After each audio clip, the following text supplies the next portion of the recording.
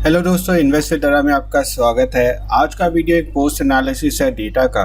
मैंने सवेरे एक पोस्ट किया था जिसमें मैंने बताया था कि मार्केट जो है वो बेयरिश रहने वाला है।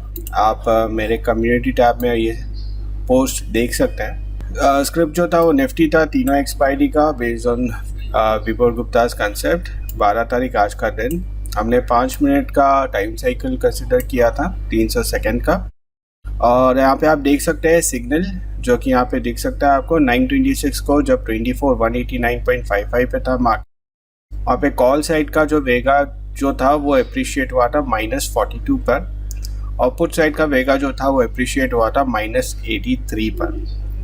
ठीक है, तो यहाँ पे हमें संकेत मिला था कि निफ्टी जो है वो बेयरिश रहने वाला है। आप और एक चीज़ यहाँ पे देख सकते हो, कॉल गैमा और पुट गैमा दोनों साइड एप्रिशिएशन था, लेकिन पुट साइड गैमा बहुत ज़्यादा एप्रिशिएट हो रहा था। यहाँ पे आप देख सकते हैं 513 है और यहाँ पे 2417 है। तो ये एक संकेत था हमें कि मार्केट जो है वो बेयरिश रहने वाला है। और 926 को अगर आप देखने जाओ मार्केट, तो ये 5 मिनट का चार्ट है। यहाँ पे आप देख सकते हैं 925 को हमें संकेत मिला था कि वो बेयरिश रहने वाला है, और वो एक्चुअल में बेयरिश था उस समय। हमें 930 तक एक छोटा सा ग्रीन कैंडल दिखा, उसके बाद फिर से वो मार्केट गिरा। यूजुअली जब भी आपको ऐसे वैल्यूज दिखते हैं जहाँ पे पुट साइड बहुत ज़्यादा अप्रिशिएशन है इन कंपैरिजन टू कॉल, और लगभग डबल वैल्यू है, तो यूजुअली मार्केट नेगेटिव ही रहती है। इसके बाद भी अगर आप देखना चाहें, 931 को जो है वो डेटा कॉल साइड का वेगा जो है वो डिप्रिशिएट हुआ, और पुट साइड का वेगा अप्रिशिएट हुआ। सेम साइड आप गैमा भी देख सकते हो, कॉल साइड का गैमा डिप्रिशिएट हुआ और पुट साइड का गैमा अप्रिशिएट हुआ, राइट। तो ये भी एक संकेत था कि मार्केट बेयरिश रहने वाला है। और 936 को हमें एक कंफर्मेशन मिल गया, जैसे कि मैंने यहाँ पे दिया, strong confirmation of signal 936 AM। तो 936 को एक कंफर्म हो गया था कि मार्केट बेयरिश रहने वाला है। ठीक है, तो हम 936 को भी ट्रेड ले सकते थे। और यहाँ पे आप देख सकते हैं पुट साइड गैमा भी बहुत ज़्यादा अप्रिशिएट हुआ था। ओके, तो ये वो डेटा था, और इस डेटा को हम आगे पढ़ने जाए तो हमें और भी चीज़ें समझ में आती है। जैसे ये वो प्रोग्राम है जिसमें हमने जो एक्सपायरीज कंसिडर की थी वो 1411, 2111 और 2811 की कंसिडर की थी निफ्टी की। ओके, और ये वो डेटा था जो मैंने सवेरे पोस्ट किया था। ओके, तो यहाँ पे आप देख सकते हैं कि कैसे पुट साइड का वेगा जो है वो कंटिन्यूसली बढ़ रहा था, और एक पॉइंट पे आप आके देख सकते हैं कि एक बड़ी ग्रीन कैंडल बनी थी। तो मैंने जब पोस्ट किया था, तो मैंने, जैसे कि मैं डेटा रीड करते रहता हूँ, तो मैंने बता दिया था कि स्ट्रैटेजी जो आज दिन भर की रहने वाली है इंट्राडे में, वो है सेल एट राइस। मतलब आपको पुट खरीदना था या तो कॉल बेच के चल सकते थे जब भी एक स्पाइक आपको दिखता। ओके, और वही पूरा दिन भर हुआ है। तो ये डेटा हम स्टडी कर लेते हैं। तो यहाँ पे आप देख सकते हैं, एक कैंडल देख लेते हैं, जैसे कि ये कैंडल है 955 का। ओके, तो यहाँ पे 956 पे आप देखिएगा, हमें कॉल वेगा बिल्कुल ही डिप्रिशिएट हो चुका था, और 10:01 में हमें एक 30 पॉइंट्स का, मतलब 25 पॉइंट्स का एक एप्रिशिएशन दिखा कॉल साइड, और उसी समय वेगा का जो है वैल्यू जो है वो 56 पॉइंट डिप्रिशिएट हुआ। इसीलिए हमें वो एक बड़ा कैंडल दिखा था, जिससे मार्केट 24,141 से लेके 24,202 तक पहुंच गया। लेकिन उसके बाद का ही कैंडल आप देखिए, फिर से कॉल साइड वेगा डिप्रिशिएट हुआ और पुट साइड वेगा अप्रिशिएट हुआ। ओके, ये सारे डेटा पॉइंट्स हैं जो हमें समझने होते हैं कि कैसे इसे रीड किया जाए। ओके, जैसे कि अगर ये वैल्यू कंटिन्यूसली डिप्रिशिएट होते जाती तो यहाँ से हमें एक बुलिश मूव दिखता, लेकिन एक्चुअली इसके बाद वाले डेटा पॉइंट पे ही डेटा फिर से रिवर्स हो गया, और हमें ये संकेत दे रहा था कि मार्केट बेयरिश रहने वाली है। तो 24,164 से मार्केट बेयरिश ही थी, और हमारा स्ट्रैटेजी सेम ही था, जैसे कि sell on rise. Okay, chart पर आते हैं, तो यहाँ पे हम देखते हैं कि एक मूव जो आया था वो 1240 के आसपास आया था। क्या 1240 का मूव ये प्रोग्राम ने पकड़ा है या नहीं? ओके, तो डेटा पॉइंट पर आते हैं फिर से। देखिए 1236, 1241, यहाँ पे जो था डेटा पॉइंट सीधे सीधे बता रहा है, देखिए 1236 से -133 था, अप्रिशिएट हुआ था पुट वेगा पूरे दिन भर में, और अचानक से एक 38 पॉइंट्स का आपको एक वेगा अप्रिशिएशन दिखा जो मार्केट को 109 से 061 तक ले गया।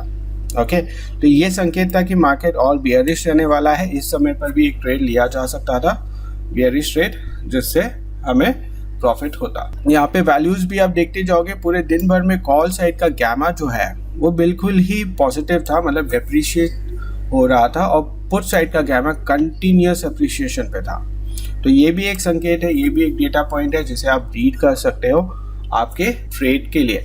ओके, आते हैं, जैसे कि ये 171 था, 1241 को हमें संकेत मिल गया था कि हमें इसे बेचना है, यानी कि हमें पुट खरीद के चलना चाहिए, और ये कंटिन्यूस बढ़ता गया उस समय से।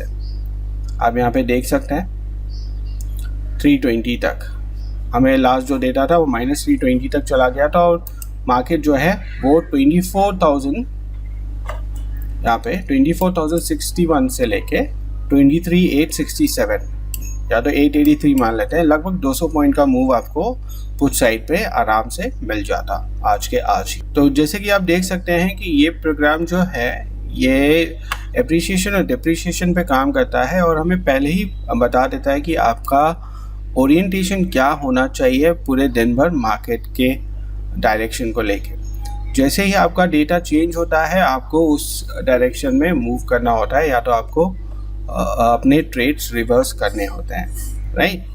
सेम चीज़ बैंक निफ्टी में भी देखने को मिला था। सवेरे से बैंक निफ्टी नेगेटिव ही था, बियरिश ही था। यहाँ पे ये बैंक निफ्टी का डेटा है।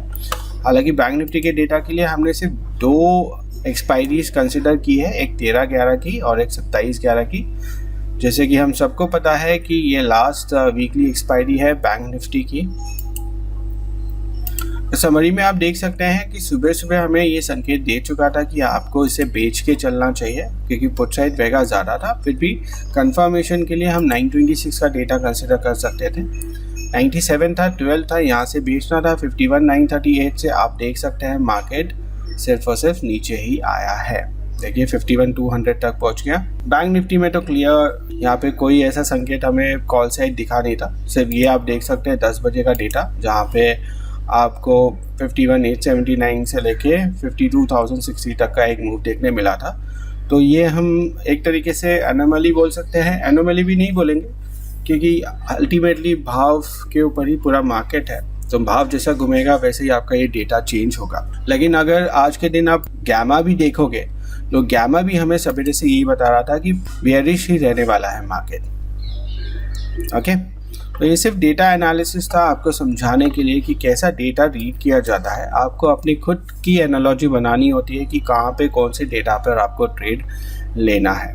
आप सिर्फ पिछले दिन के कुछ डेटा को भी रीड करोगे तो आपको समझ में आ जाता है कि कब कौन से ट्रेड लेने चाहिए। ओके, तो यहाँ पे जैसे कि आप देख सकते हो नियर, नेक्स्ट और फार का भी डेटा है यहाँ पे।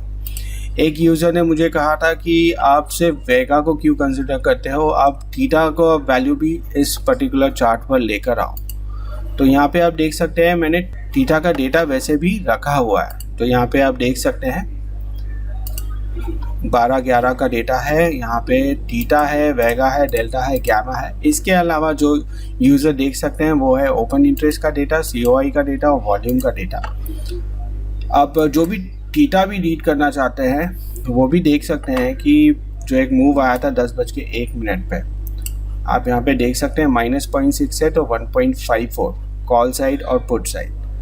उसके बाद सीधे ही 10:06 पे -7.64 और 37.89, राइट। तो पुट साइड का थीटा बढ़ना एक संकेत देता है कि पुट साइड का प्रीमियम बढ़ रहा है, और वही चीज़ आप यहाँ पे रीड कर सकते थे, राइट।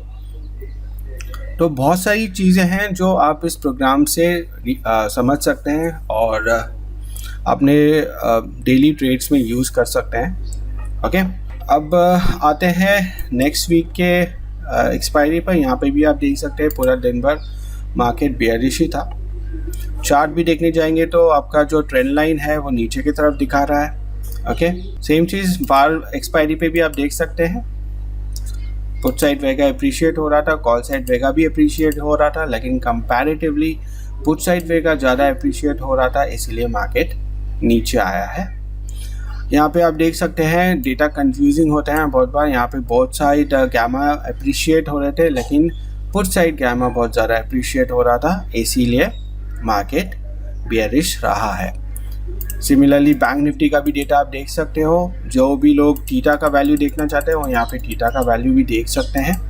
ओके, तो सारा डेटा दिया गया है, आप सिर्फ इसे कोशिश कीजिए कि कैसा डेटा को इंटरप्रेट कर सकते हैं। ओके, सिमिलरली यहाँ पे भी पुट साइड वेगा कंटिन्यूसली अप्रिशिएट हो रहा था और गैमा भी पुट साइड का कंटिन्यूसली अप्रिशिएट हो रहा था। ओके, बैंक निफ्टी फार का भी देख लेते हैं, मतलब मंथली एक्सपायरी का भी देख लेते हैं। यहाँ पे भी डेटा कंटिन्यूस आपको बेयरिश ही था। तो सुबह से अगर आपने सिर्फ एक पुट का ट्रेड लिया होता तो कंटिन्यूस प्रॉफिट में ही होते आप। ऐसे ही आप इक्विटी के भी डेटा कंसिडर कर सकते हो। जैसे कि मान लीजिए आपने एक स्ट्रैडल बना रखा है 520 का गुजरात गैस में, और आपको चिंता हो रही है कि मार्केट कहाँ जाने वाला है, तो आप इस डेटा के आधार पर आप अपने स्ट्रैडल को एडजस्ट कर सकते हो। आप एक उसे ब्रोकन विंग बना सकते हो depending upon where the market moves, मतलब जहाँ पे भी मार्केट जाता है उसके बेसिस पर आप अपने स्ट्रैडल या स्ट्रैंगल को एडजस्ट कर सकते हो। जैसे कि यहाँ पे आप देख सकते हैं मार्केट बियरिश था, तो आप एक पुट बाई करके चल सकते थे, जिससे आपका जो स्ट्रैडल है वो एक ब्रोकन विंग बटरफ्लाई बन जाता फॉर द बियरिश साइड, और इससे आपका स्ट्रैटेजी बचा रहता। राइट, अल्टीमेट एम यही है कि आपके लॉसेस जो है वो मिनिमाइज हो पाए। राइट, यहाँ पे भी आप देख सकते हैं गैमा कंटिन्यूस नेगेटिव रहा है। तो आप नेकेड ट्रेड भी ले सकते हो। यूजुअली नेकेड ट्रेड में रिस्क होता है, बट स्टिल आप गुजरात गैस का सवेरे अगर 520 का पुट ऑप्शन आपने लिया होता तो आप देख सकते हैं 512, 513, 509, 506, 505, 503 तक है, और जहाँ तक मुझे याद है ये 1250 का इसका एक लॉट है। तो 520 का भी अगर आपने पुट लिया होता, ATM होता, वो 0.5 का डेल्टा भी पकड़ते हैं। लगभग हमें कितना मिला है, 17 रुपये, उसका 0.5 पकड़े तो 8.5 रुपीज़। 8.5 रुपीज़ भी नहीं चाहिए तो लगभग 6 से 7 रुपये तो आप यूजुअली एक नॉर्मल डे पे कमा ही लेते हैं एक पर्टिकुलर स्क्रिप्ट के साथ। राइट, तो ये भी काम आता है। आप ट्राई कर सकते हैं कोई भी इक्विटी स्टॉक लेके उसके वेगा के बेसिस पर या तो उसके गैमा के बेसिस पर ट्रेड करना। सिमिलरली HDFC बैंक देखेंगे सवेरे से बेयरिश ही था, तो ये एक और संकेत होता है। ये आपके जो भी ट्रेड्स होते हैं, जिसको भी आपकी सोच होती है उसको स्ट्रॉन्ग बनाता है, कन्विक्शन आपकी बढ़ाता है। जैसे कि HDFC बैंक का एक बड़ा वेटेज है बैंक निफ्टी में, इवन इन निफ्टी में। तो जब HDFC बैंक ही नेगेटिव है, मार्केट के बियरिश होने के आसार बहुत ज़्यादा होते हैं। ओके, सिमिलरली रिलायंस आप देखने जाए तो रिलायंस आज एक प्लेयर था जो पॉजिटिव नेगेटिव खेल रहा था। जैसे यहाँ पे आप देख सकते हैं इनिशियली रिलायंस बुलिश था, उसके बाद वो बियरिश हुआ। तो यहाँ पे देख सकते हैं बीच सेगमेंट में रिलायंस बुलिश भी हुआ है और उसके बाद वो बियरिश भी हुआ है। तो ऐसे सब स्टॉक्स में हम यूजुअली ट्रेड नहीं लेते।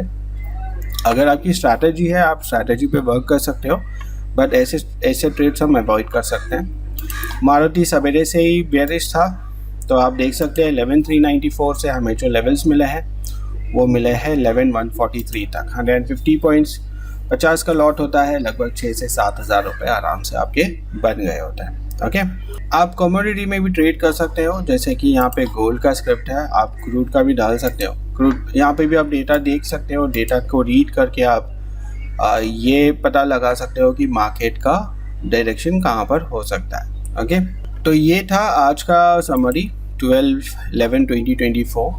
मैं कोशिश करूँगा कि हर सुबह कम्युनिटी टैब में आपको ये डेटा दे पाऊँ। जैसे कि आप यहाँ पे देख सकते हैं, आप मेरे वेबसाइट पर भी आ सकते हैं जो कि है investwithara.com। आप मुझे कांटेक्ट कर सकते हैं ईमेल द्वारा, जो कि है investwithara@gmail.com। मेरा कांटेक्ट नंबर भी दिया है, आप डायरेक्ट कांटेक्ट भी कर सकते हैं। इसके अलावा सर्विसेज में काफ़ी सारे प्रोग्राम्स हैं जो आपके लिए फ़ायदेमंद हो सकते हैं। इसमें से बहुत सारे प्रोग्राम्स लोगों ने ख़रीदे भी हैं, जैसे कि पुट कॉल रेशियो प्लॉटर है।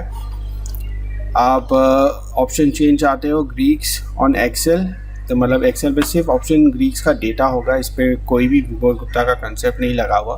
विभोर गुप्ता का जो कंसेप्ट लगा हुआ प्रोग्राम है वो ये प्रोग्राम है जिसमें हम पाइथन और एक्सेल दोनों को लिंक करके चलते हैं। इसके अलावा अगर आपको सिर्फ डेटा रिकॉर्ड करना है ऑप्शन चेन का, ऑप्शन चेन एनालिसिस सीखने के लिए, तो ये सारे प्रोग्राम्स हैं, तो आप वो भी देख सकते हैं। ओके, आशा करता हूँ कि आपको ये वीडियो पसंद आया होगा। अगर आपको ये वीडियो पसंद आया है तो ज़रूर लाइक शेयर और सब्सक्राइब कीजिएगा। Thank you.